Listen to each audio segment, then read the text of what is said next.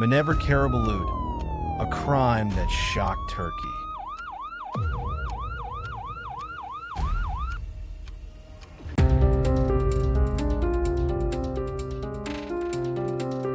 The murder of Münevver Karabulut is one of the most shocking criminal cases in Turkey's recent history.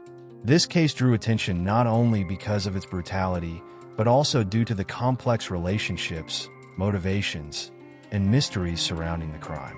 Although it appeared to come to an end with Cem Garipolu's capture and eventual suicide, the scandals and ongoing developments over the years have kept the case alive in the public consciousness. The trauma caused by this tragedy continues to resonate, showing that it has not been forgotten. Now, let's delve deeper into this tragedy. The life and education of Münevver Karabulut. Münevver Karabulut was born on March 7, 1991, in Istanbul. Her father worked as a chef, while her mother was a homemaker. Münevver was in her final year in high school and was also attending preparatory courses for the university entrance exam. The meeting and relationship between Cem and Münevver. Cem Garipolu came from a wealthy family. Those who knew him described him as a polite and cultured young man who spoke several languages. He had even spent some time living in China. Münevver Karabulut met Cem Garipolu in November 2008 at a social gathering with friends.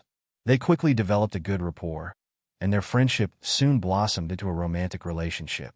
As their relationship progressed, Cem's controlling and jealous behavior started to become more apparent. Cem showed Münevver intense affection, and they exchanged messages every night. Münevver was happy with the relationship, and she even wrote in her diary, "I hope this will be our year."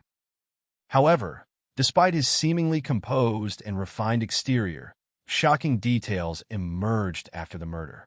It was revealed that Cem had been saving Münevver's messages on his computer in a folder he had disturbingly titled name like Zeidenbernahol. March 3, 2009. On the day of the murder, March 3, 2009, Cem Garipolu waited for Münevver outside her school in his private car. Around 5 p.m., Münevver called her mother and said, "I'm not coming home by bus. I'm going to a cafe with friends. Don't worry." Shortly after, she and Cem went to his family's villa. The evening began peacefully, but as the night unfolded, it took a horrific turn, ending both Münevver's life and the seemingly innocent love story in a tragic manner. Before meeting Münevver, Cem visited a nearby hardware store and bought a hacksaw, a purchase that was later captured on security cameras. After buying the hacksaw, Cem met with Münevver, and they went together to his family's house. In an attempt to avoid being seen by the security cameras at the front of the house, Cem suggested they enter through the back door. A few hours later, the murder took place. It was inhuman and gruesome. Cem viciously slit Münevver's throat, and after the killing, he placed her body in a guitar case. He then disposed of her body by taking it in a taxi and dumping it in a nearby garbage container. The horror inside the guitar case. That night, at around 8:30 p.m., a scrap collector opened the lid of a garbage container. Inside, he found a guitar case and a rather elegant wheeled suitcase. When he picked up the guitar case, he was confronted with a sight that would haunt him for the rest of his life: a severed head staring back at him. Shocked and horrified, he called the police along with others who had gathered around. The police arrived within minutes. Upon opening the suitcase, they discovered Münevver's body, folded in half. This gruesome discovery sent shockwaves across Turkey, sparking nationwide outrage and a deep sense of public anger over the heinous nature of the crime. Cem Garipolu's escape, 197 days on the run. That night, police conducted a careful investigation. Among Münevver's belongings found at the crime scene were her identification and bank cards.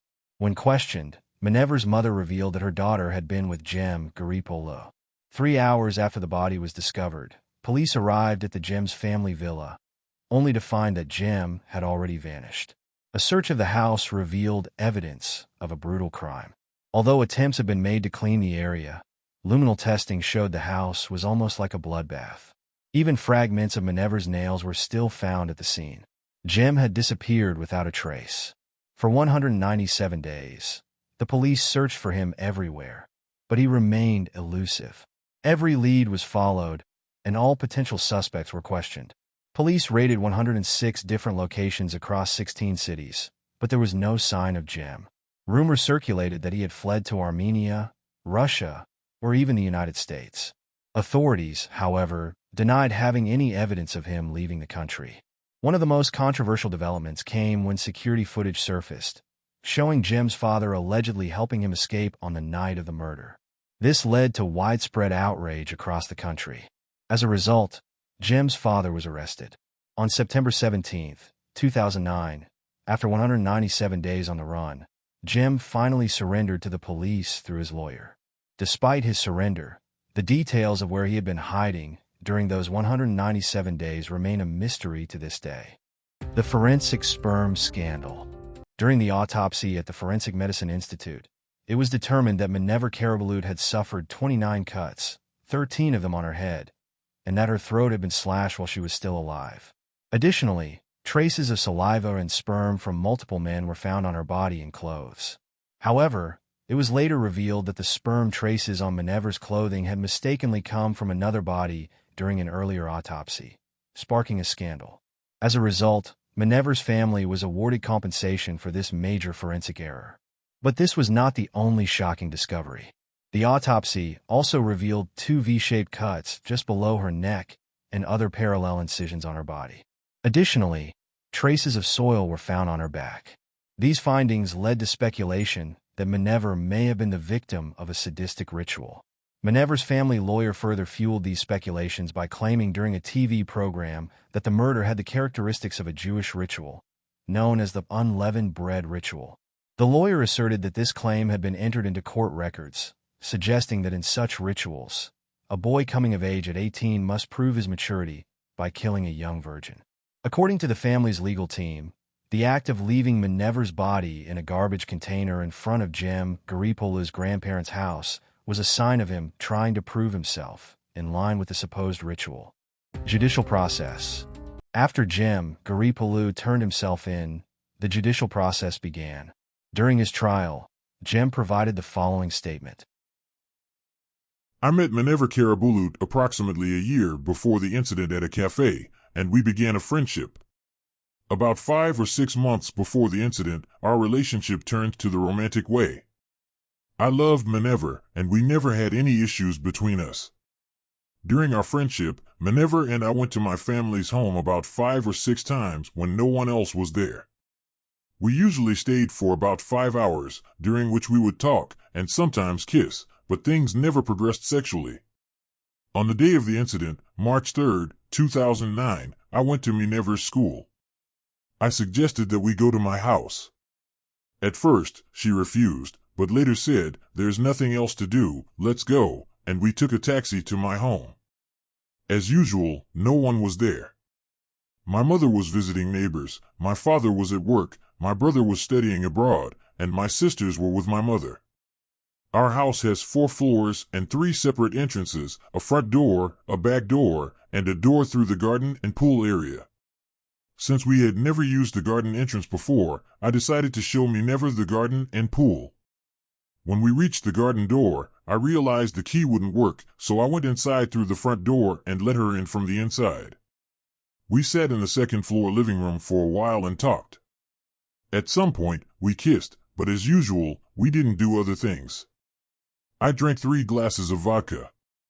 While Münevver was getting water, I picked up her phone from the table and looked through her messages. I saw a few messages with terms like "my love" and "darling." When I asked her about them, she tried to brush it off and said, "They don't mean anything, I love you." But I was furious because I loved her. An argument ensued, escalating into a physical altercation. I grabbed a fruit knife from the kitchen and, in a fit of rage, stabbed her in the abdomen. I recall stabbing her once or twice more, but don't remember exactly where. Münevver fell to the ground, and since she wasn't moving, I thought she was dead. I panicked. I went down to the basement, grabbed a suitcase, and tried to fit her body inside, but it didn't fit. So, I went to a hardware store about 5 to 10 minutes from the house and bought a hacksaw. I ran back home, entered through the garden, and used the hacksaw to sever her head. In the heat of the moment, I don't remember how I managed it. I placed her head in a guitar case, since I played guitar and had cases around the house, and her body in the suitcase. There was blood on the floor, so I covered it with dirty laundry from the laundry basket to clean it up roughly. I didn't want any blood traces to be visible. I called a taxi, and since I had wrapped her head in a plastic bag, no blood leaked from the guitar case. I didn't wrap the body, but there was no visible blood from the suitcase either, or if there was, I didn't notice. When we reached Idler, I got out of the taxi. The driver helped me unload my things. I dragged the suitcase to a dumpster about 50 meters away, where I discarded both the suitcase and the guitar case. After leaving Münevver's body in the dumpster, I walked away, feeling devastated. While I was out, my mother called me. She sensed something was wrong from the state of the house and asked what had happened. I told her, "I'm on my way home, we'll talk when I get there." I arrived home around 9 to 9:30 p.m. My mother asked what had happened, and I told her I had vomited, which was why the place was a mess. My father came home around 10 p.m. My mother said to him, "I'm suspicious about something, maybe you should talk to your son." My father asked me what had happened, and I told him I wanted to talk outside, man to man. We got in his car and drove toward a cafe. On the way, I told him I had brought a girl named Münevver to the house and injured her. My father panicked and told me to call her and check on her condition. By then, we had already reached the cafe. Before I got out of the car, I told my father I actually killed her, and then I left the car. My father drove off, and I assumed he was trying to find a way to help me. A short while later, a man arrived at the cafe and called out, "Jim," signaling me to come over. I thought he was one of my father's men, so I went with him. He told me to get into the car, gave me a blanket to cover myself with, and we drove for about 6 to 7 hours. I was in a daze. I tried to lift the blanket a few times, but the man stopped me. Eventually, we arrived at a house where I lived alone for about 6 months.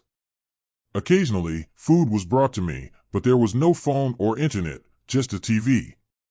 After that, as you know, I surrendered. I deeply regret what I did and never wanted this to happen. I wish it had been me instead of her.